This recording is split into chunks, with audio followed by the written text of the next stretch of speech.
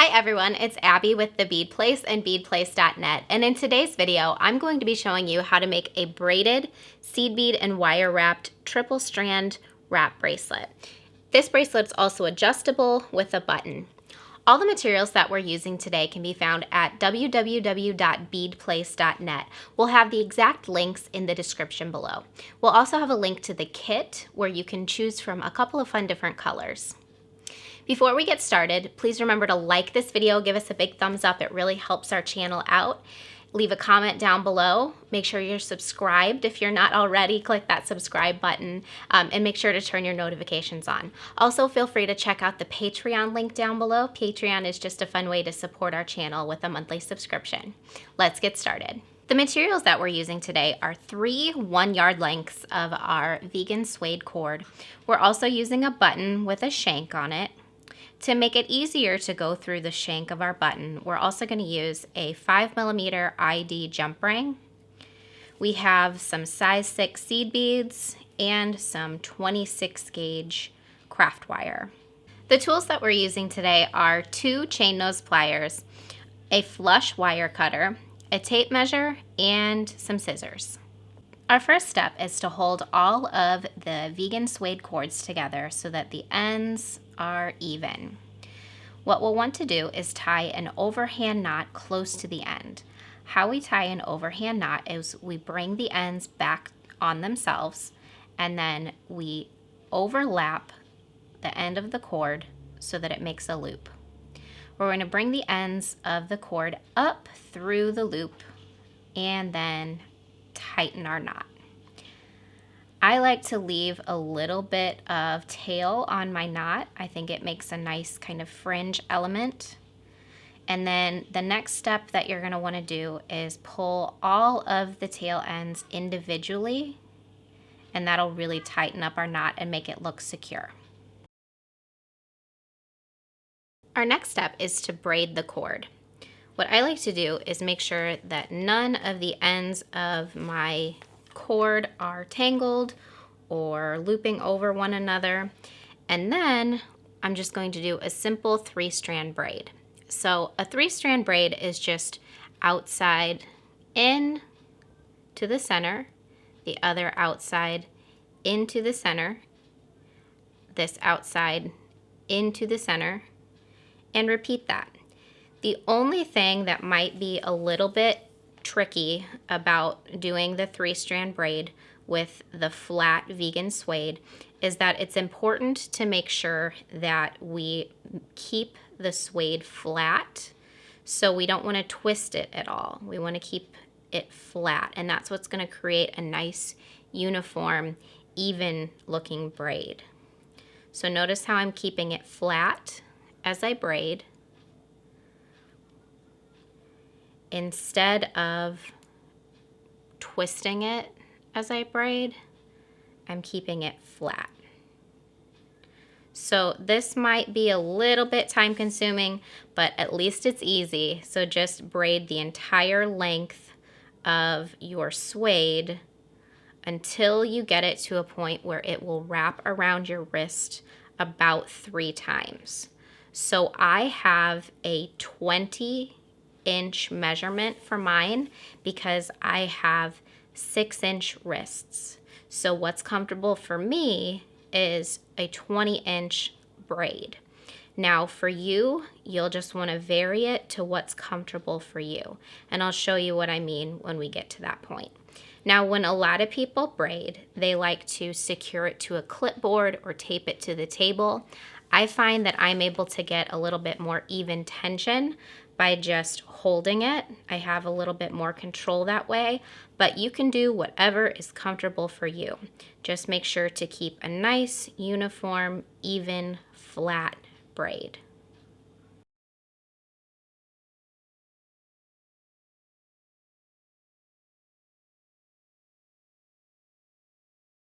Okay, so I have braided about 20 inches, and I'm going to double check to make sure that that's the size that I need. So I'm just going to pinch off where my braid is and wrap this around my wrist and make sure it goes around 3 times. And yep, looks great. So now what I'm going to do is I'm going to tie another overhand knot here.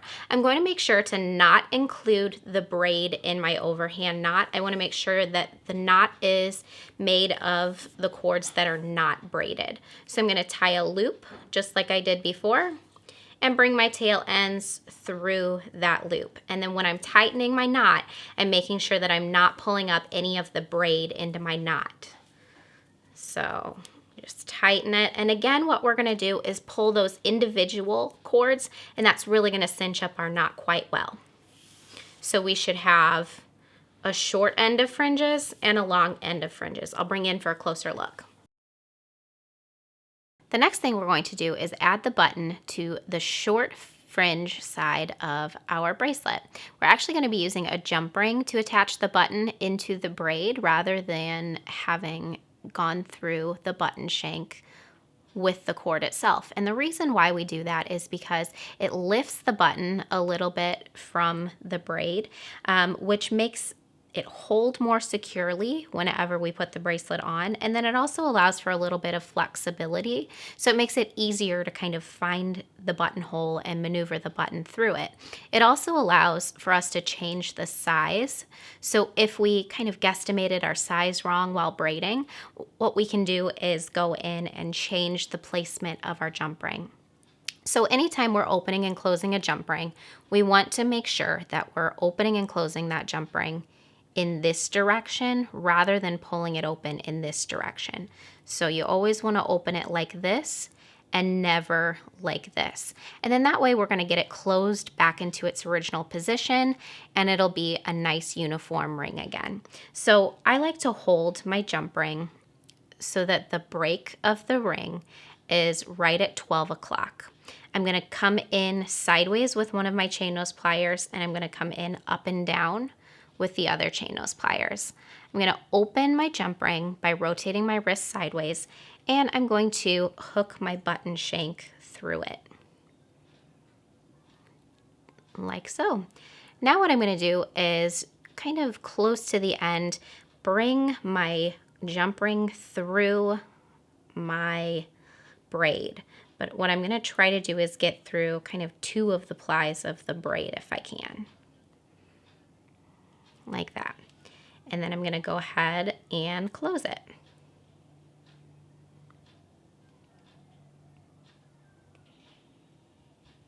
You always want to kind of check from every angle to make sure that you've gotten it closed all the way. And then what we're going to do is tie our buttonhole on the other side. So this is the long side of my fringe here. What I'm going to do is tie another overhand knot right about here. Whatever size button you've chosen, make sure to kind of match the width of it with your overhand knot. So I'm going to go ahead and tie another overhand knot just by making a loop and bringing my tail end through the loop. Like that. Now I'm going to double check the width of my button with my button loop. And I'm going to do that before I tighten the button.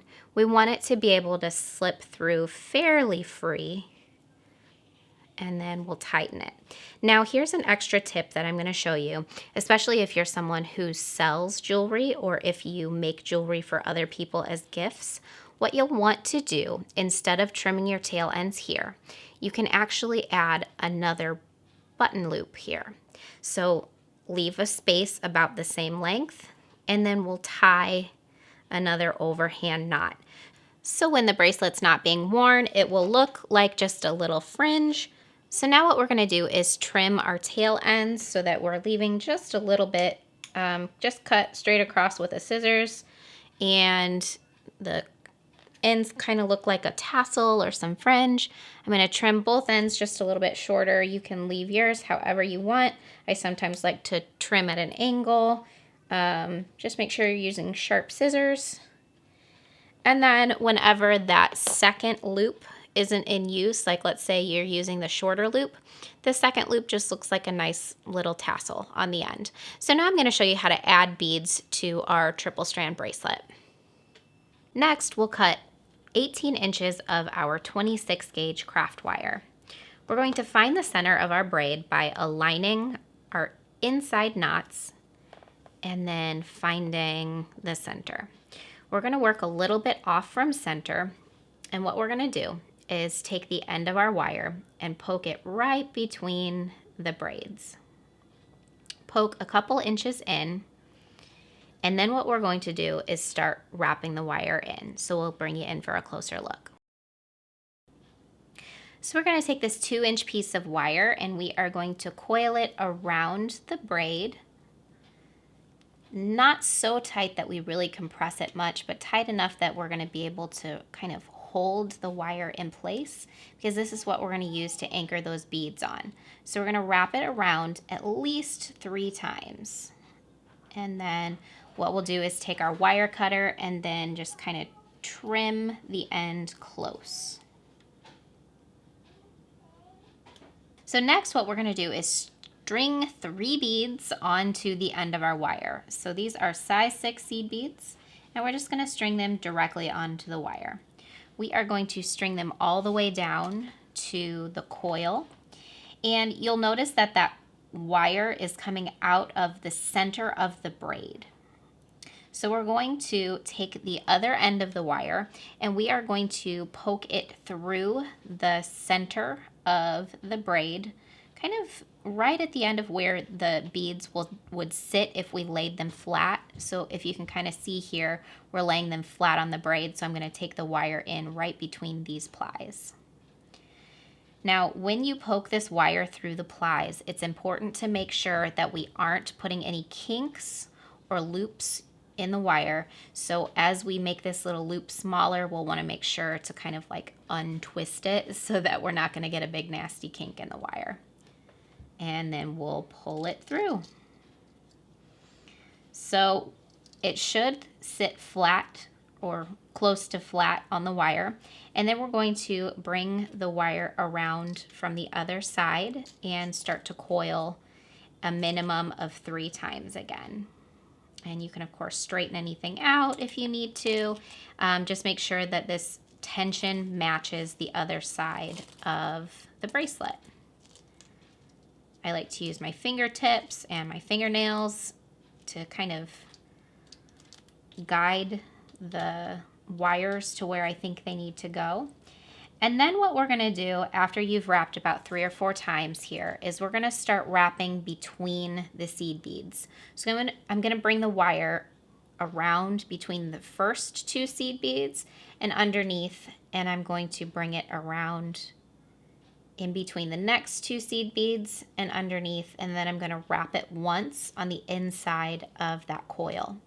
Then I'm going to repeat back in the other direction. So I'm going to bring it around between the first 2 seed beads coming from that direction, between the next 2, and then once on the inside of that coil. And I'm going to repeat this basically until I run out of wire to wrap. I'll leave myself at least a good inch so that I can coil it around on the other side. So just continue this, and you'll start to see almost like a V or an X shape form underneath these. And once I have just about an inch or so, well, that's a little bit more of an inch, but once I have not enough wire to make it to the other side, what I'll do is kind of anchor it around this side a couple of times, and then what I'll do is turn it around to the back, and I'm going to kind of take my pliers and tighten it, trim the tail end off pretty close, and then guide the tail end down kind of underneath any of these coils that I can get it into. If you're having a hard time tucking it under any of the coils, what you can do is just kind of press it flat. If after you've pressed it flat, you notice a sharp end, you can go in and trim it closer with your flush cutter. So after everything is said and done, what I do is I kind of pull my coils in a little bit tighter. I press everything into place so it's a little bit more uniform. And then we have a fun little beaded section. Next, we're going to take another 18-inch length of wire and we are going to add another beaded section right off from where our button is. So I like to go maybe about a 1/2 inch out from the button just so that we have a little bit of room to grab the button when we're working. And we're going to do the same thing. So work the wire in between the plies, give yourself about 1.5 inches, 2 inches of wire. And what we're going to do is the same thing. So we are going to start to coil that wire around the braid 2 to 3 times, or you can even coil until you are out of wire. It's up to you. Just make sure you've got at least 3 coils on there. And then what we're going to do is string our beads just like we did before.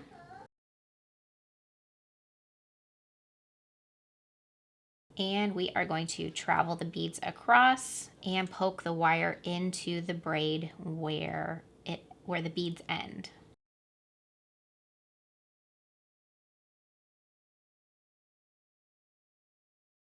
We are going to pull the wire tight.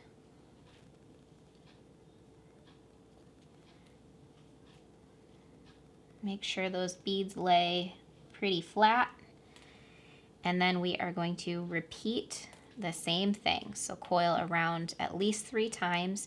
You can try to match the same tension and number of coils that you did on the other side.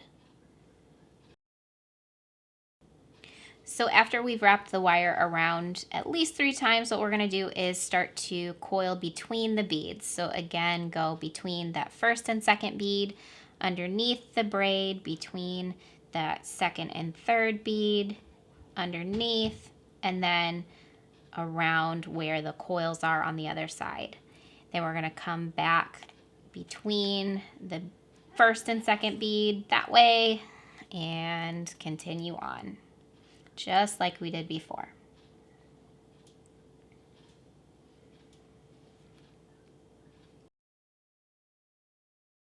So next what we're going to do is place another beaded section about a 1/2 inch in from the other side where the knot is. So I'm going to do that and come back to you. So you can see that I've added my beaded sections close to the end and my beaded section in the middle. So as of right now, they're pretty evenly spread out around the 3 strands of the bracelet. I have it closed like it would be wrapped around my wrist. And now what I'm going to do is kind of figure out where I want to add my other beaded sections. So you can just place your next beaded sections evenly between the existing beaded sections while it's laying flat. You can just perfectly center them so that they're evenly spaced apart. But what I like to do is actually kind of set it up like it's going to be on my wrist, and then I can look for any spots that are kind of missing or empty. So I can see that right here I probably want a beaded section because I don't really see anything here. So I'm going to hold on to this spot.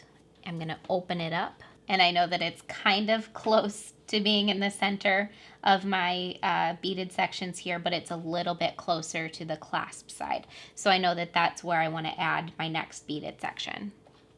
So you can see I've added my beaded section here, almost in the center, but a little bit closer to this side. And what I've just done here is I've folded this in half, kind of matched up where my knots and my other beaded sections are with this original one in the center. And I'm going to just kind of eyeball where the other one, my last section of beads, needs to go. So I'm going to start it right here. I'm going to add that section of beads and come back to show you the finished bracelet. And now we have a finished triple wrap beaded and braided bracelet.